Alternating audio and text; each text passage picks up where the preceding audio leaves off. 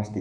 म विश्वभक्तको तर्फबाट आज विशेषता गरी केही कुराहरू भन्न गएको छु। यो सुरुदेखि अन्तिमसम्म सुनिदिन हुन पनि सम्पूर्ण दर्शकबिन भक्तजनहरूलाई म विनम्र अनुरोध गर्न चाहन्छु।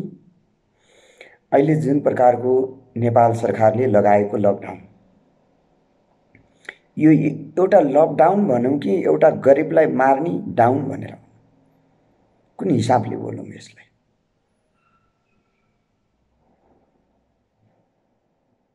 भ्रष्टाचारी गर्ने, गुण्डागर्दी गर्ने, आतंककारी गर्ने, कालोबजारी गर्नेहरूको सवारीहरू गुडी रुनी, पुँजीपतिहरू भ्रष्टाचारीहरू गुडी रुनी, अनि गरिब जनताहरूलाई चाहिँ एउटा खोरमा थुनी रुनी। यही हो त नेपालको लकडाउन।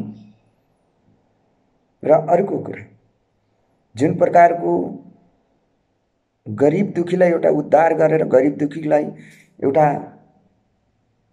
समाधान हुनुपर्ने, गरिबकोलाई उद्धार गरेर कल्याणको काम गर्नुपर्ने ठाउँमा आतंकको काम हाम्रो राज्य नेपाल सरकारले गरेको छ।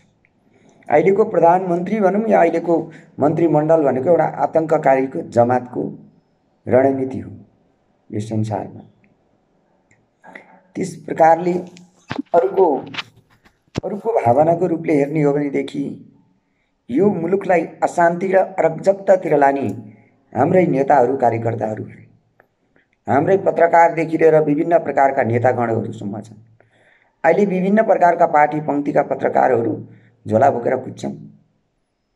देशलाई अराजकता बनाउन, देशलाई हिंसा बनाउन, जनताहरूलाई मार्न, जनताहरूलाई चाहिँ मुडभेड बनाउन, आतंककारी गर्न नेपालका पत्रकारहरू र नेपाल सरकार र पुलिस प्रशासन यो तीनै तहका मानिस जातिहरू लागेको मात्र होइन, अहिले डाक्टरसम्म पनि आतंककारीको बनाउन अगाडि सरिराखेको छ। अहिले विभिन्न प्रकारको एउटा भावना रूप हेर्ने हो भने मानवतालाई एउटा सहयोगको भावना जानुपर्ने ठाउँमा एउटा मुडभेड र आतंकतिर जाने सोचमा अहिलेको मनभक्तहरू परेका छन्। विभिन्न प्रकारको सवारीहरूको आवागमन गर्न, सवारीको यात्रालाई जुन गरिबौँ दुखीहरू हिँड्ने सवारीहरू यात्रा गर्न दिन्न भने धनी पुँजीपतिहरूको पनि गाडी आगो लगाइदिनु पर्यो नि त। धनन्तन वर्गहरू गाडीमा चिल्लो कारमा कुद्ने, गरिबन दुखीहरू चाहिँ सधैँभरि दुःख र कष्टमा राख्ने हो भने यो राज्यमा बस्ने एउटा आतंककारी हो। जुन राज्यको उच्च तहमा बस्ने सिपाही वर्गदेखि लिएर तपाईको आर्मी वर्गदेखि लिएर मन्त्री वर्गदेखि लिएर प्रधानमन्त्रीसम्म आतंककारीमा छन्। यी आतंककारी हुन्। आतंककारीले आतंकै रणनीतिको अपनाइराखेको छ। अहिले विभिन्न प्रकारको सवारी यातायातले सवारी भाडा बढाउने भन्छ। अहिले जनता मारमा परेको बेला, दुःख र कष्ट भएको बेलामा सवारीको यातायातको भाडा बढाउँदा कतिसम्म गरिब दुखीलाई पिल्साउन खोजिएको भन्ने कुरा त अब बुझिएको छ। सरकारले पनि जनतालाई नै डस्ने, सवारी यातायातले पनि जनतालाई नै डस्ने, अनि डसरै खाने साँपहरू हो भनेदेखि तिमीहरूको सबै यातायात सबै जलाइदिए पनि केही फरक परेन। बाजे बराजु पहिला पनि हिँडेकै हुन्, अहिले पनि हिँड्न सक्छन्, हिँड्नु पर्यो। त्यो प्रकारको प्रावधानले गर्ने हो भने यी जगतमा अहिले आतंक, मुडभेड, लोभी, अत्यन्त लोभ गर्ने, अत्यन्त लोभी वर्ण भएका मानवहरू हुन्। अहिलेका पापी वर्णहरू हुन्। मानवताको भावनाको मानवता नाताहरू कुनै पनि मानव चोलाहरू छैन। यो संसारको सृष्टिमा कुनै पनि मानवताको भावनाको मनुष्य चोराहरू यो जगत सृष्टिमा अहिले देखिन्न। यो एउटा आतंक सिर्जना गराउने, कहिले बालबच्चा मारिएको न्युमा आतंक बनाउने, कहिले सवारीको भाडा बढाउने आतंक बनाउने, देशलाई अराजकतातिर लाने, जनतालाई मुडभेडतिर लाने मात्र कार्य गरिन्छ भने यस्तो शासक तत्त्वहरूलाई जिम्दै आगो लगाउनुपर्छ। जुन प्रकारका अहिले प्रधानमन्त्री छन्, जुन प्रकारका विभिन्न पार्टीका दलका नेताहरू छन्, यी सबै अराजकतावादी र आतंकवादी हुन्। अराजकतावादी, आतंकवादी, हिंसावादीहरू जुन पार्टी पङ्क्तिहरूका जुन प्रकारका अध्यक्ष सदस्यहरू छन्, यो विशेष गरी यो कुरा पनि अत्यन्त कसैले पनि अहिले दुःख र कष्ट जनता बसेको बेलामा भाडा बढाउने नचलाउन तिम्रो सवार नचलाए पनि त जनता हिँड्न सक्ला नि त। आज नहिँड्लान्, भोलि नहिँड्लान्, 2 महिना 3 महिना 1 वर्ष 2 वर्षसम्म नहिँड्लान्, त्यसपछि त हिँड्ने बाध्यता हुन्छ।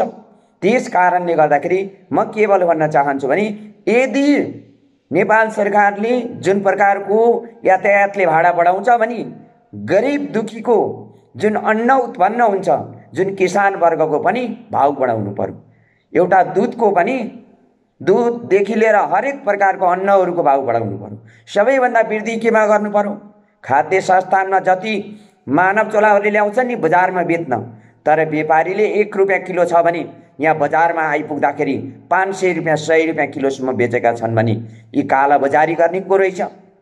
पुँजीतन वर्गहरू, चिल्लो कारबानीहरू आतंककारी वर्गहरू हुन्। त्यस कारणले म भन्न चाहन्छु कि सोझै तपाईँको किसानबाट खाने हो भने 2 रुपियाँ 3 रुपियाँ 5 रुपियाँ 6 रुपियाँ 7 रुपियाँ 10 रुपियाँ किलो पनि सब्जीहरू परेको छैन। 12-13 रुपियाँ भन्दा बेसी चामल पर्दैन। यहाँ किन परिन्छ 19 रुपियाँ 50 रुपियाँ 100 रुपियाँ किलो चामल भनी काला व्यापारी गर्ने, जुन सरकारको उच्च तहमा बस्नेहरूले काला व्यापारीहरूलाई प्राथमिकता दिने र किसान वर्गहरूलाई ढाड सेक्ने कार्य गरिएको छ। अर्को के भयो? जुन प्रकारको अहिले नेटबाट इन्टरनेटबाट नेटबाट चाहिँ पढाउने, नेट कसले हेरेको हुन्छ? नेट हेरेर बालबच्चालाई जिन्दगी बर्बाद बनाउने, बालबच्चाको जिन्दगीमाथि भविष्य खेलबाड गर्ने। त्यस कारणले तत्कालै नेपाल सरकारले पढाउने टिचरहरू होइन, सरकारी कलेजहरू, सरकारी स्कुलहरू तत्काल खोलिनु पर्यो। बोर्डिङ स्कुल केही वर्षलाई बन्द गर्दै पनि हुन्छ। बोर्डिङ स्कुल भन्ने नेपालमा चाहिँदैन, किनभने अङ्ग्रेजौँ शब्द प्रयोग गरेर देशलाई अराजकतातिर लाने कार्य भयो। देशलाई अराजकतातिर एउटा आतंक मुडवेगतिर जाने कार्य भइराखेको छ। अङ्ग्रेजी शब्दले अङ्ग्रेजीको गुलाम बनेका छौँ। जसले अङ्ग्रेजी भाषा पढ्छ नि त्यो अङ्ग्रेजको गुखाएको मनुष्य जाति हो। जसले अङ्ग्रेजी पाठ पढ्छ त्यो पापी वर्णको सन्तान हो। किनभने आफ्नो संस्कार र आफ्नो संस्कृति, आफ्नो धर्म, आफ्नो कर्म जसले छोड्छ नि त्यो पापन्त वर्ग छ, दुष्टचन वर्ग छ, राक्षसौँ वर्ण छ। त्यही कारणले राक्षसहरू भएको छ। राक्षस नभएको भए जुन प्रकारको विद्यार्थीहरूको एउटा भविष्यमाथि अन्धकार खेल्ने नेपाल सरकार आतंककारी हो। नेपालका सरकारमा बस्ने, उच्च तहमा बस्नेहरू आतंककारी र मुडवेगकारी हुन् र देशलाई बेचेर खाने रणनीतिकारीहरू हुन् भन्ने कुरा मैले प्रष्टै भनिसकेको छु। त्यस कारणले गर्दा अर्को कुरा के छ भने युद्ध जुनै पनि प्रकारले हुन्छ। तपाईको खानाको प्रकारले पनि हुन्छ, जलको प्रकारले पनि हुन्छ, औषधिको प्रकारले पनि युद्ध गरिएको छ। यो अहिले विभिन्न प्रकारको कोरोना भाइरसको युद्ध भनेको यो युद्धको लेप बनाएको हो। विश्व जगतको युद्ध, विश्वमा युद्ध गर्ने रणनीति, जनता मार्ने रणनीतिको युद्ध ल्याएको थियो। जुन प्रकारको यो कोरोना भाइरस मानसिक भाइरस ल्याएर सम्पूर्ण जनतालाई मार्ने डर त्रासमा या त्रासिङ भावनामा, जुन रुगा खोकी लागेर मानवको कोरोना भाइरस लागेको भन्छ, रुगा खोकीको कोरोना भाइरस होइन। यो भाइरस भनेको मानसिक टेन्सनको भाइरस हो, मानसिक चिन्ताको भाइरस हो। मानसिक टेन्सन भएर मानव मर्ने भाइरस हो। र यो कुनै रुगा खोकी लाग्यो भने हामी रुगा खोकीको ज्वरोको औषधि दिँदैन। के दिँदो रहेछ भने एकैचोटि यसको औषधि अनि विभिन्न रोगहरूको गरिष्ठ रोगहरू चाहिँ क्यान्सरको औषधि, यस्तो औषधिहरू दिएर अनि त्यहाँबाट चाहिँ त्यो औषधिको डोज मेरो शरीरले पचाउन, पाचकले पचाउन सकेन भने मेरो ठहरै मृत्यु हुन्छ। भएकै त्यही हो। अहिले जुन प्रकारको नेपालमा कोरोना भाइरसबाट कुनै पनि भक्तको मृत्यु भएको होइन। यो एउटा उपचार गर्न नपाएर, उपचार गर्न चाहिँ हस्पिटल जान नपाएर यस्तो प्रकारको हस्पिटलहरू बन्द गर्ने, यस्तो प्रकारको जनता मारा सरकारलाई तपाईहरू जहिले पनि स्वागत गर्नुहुन्छ। त्यस कारणले गर्दाखेरि यो प्रकारको आतंक फैलाउने सरकारलाई तपाईहरू जसले साथ दिनुहुन्छ नि, यो देवभूमि अशान्ति बनाउनको लागि साथ दिनुभएको।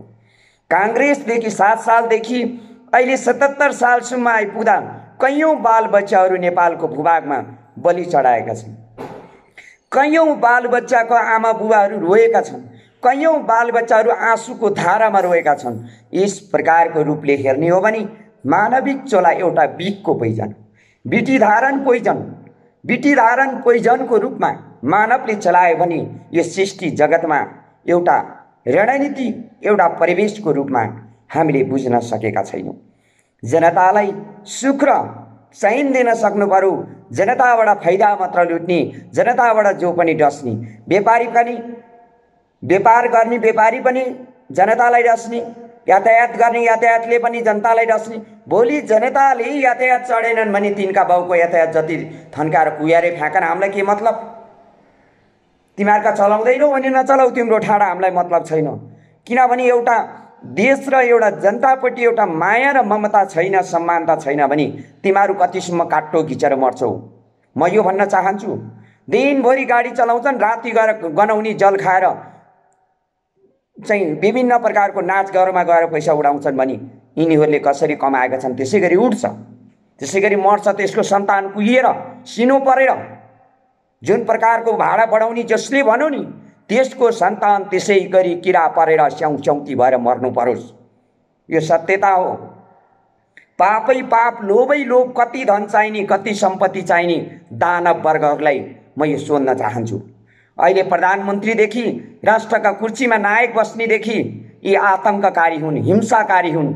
जुनसुकै व्यापारी होस्, जुनसुकै प्रकारका व्यापारी हुन् या कर्मचारी हुन्, यी सबै आतंककारीका सन्तान हुन्। अंग्रेजौं शब्द प्रयोग गरेर, अंग्रेजौं शब्द पढेर आतंक देशमा अग्रगता, हिंसा बढाउने कार्य हर प्रकारले भएको छ। त्यस कारणले जुन प्रकारको गरिबको शिक्षामाथि गरिबलाई प्रहार गरिएको छ, गरिब दुखीको बालबच्चा नपढुन् भन्दै नेटमा पढाउन थालिएको छ। नेटमा पढाउने नेपाल सरकारले तत्कालै बन्द गर्नु पर्यो। सरकारी या बोर्डिङ कलेजहरू, सबै कलेजहरू तत्कालै खोल्नु पर्यो। बालबच्चाको भविष्यमाथि यो खेलवाड गर्न पाइँदैन। बालबच्चाको गरिबको जिन्दगीमाथि खेलवाड गर्न पाइँदैन। यदि गर्न पाइन्छ भनेदेखि सबै सवारीहरू सडकमा गुडेका सबै बन्द गर्नुपर्छ।